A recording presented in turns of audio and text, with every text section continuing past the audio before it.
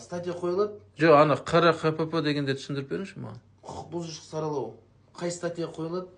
Мысалы 434, 440, 70-ші бап. Или жаңа 489, часть 10. Бұл жерде сізге жеке тұлға ретінде қарастырылады. Бит көрсеттім мен.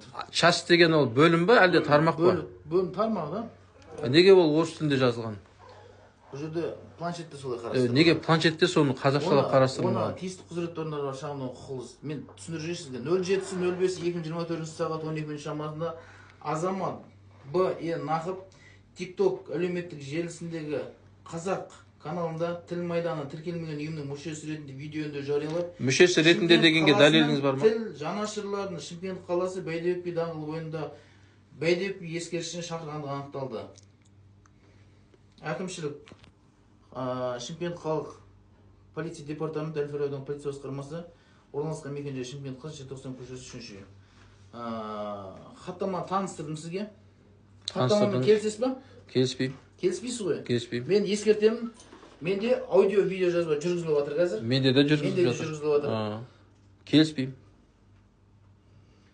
Хаттамамен келіспеймін. Таныстым. Так.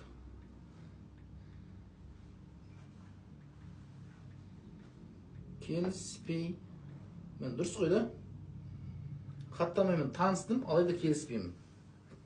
Алайда деген сөз жоқ. Жоқ, бұл жерде келіспейсіз. Келіспеймін, иә, келіспеймін. Хаттамамен таныстым, келіспеймін. Келіспеймін. Аха.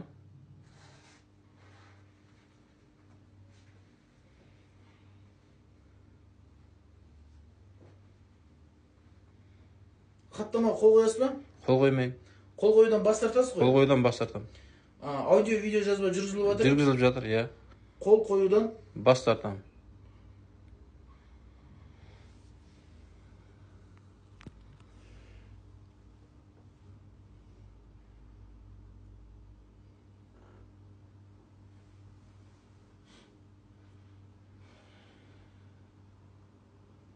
Қол қоюдан бас тартты.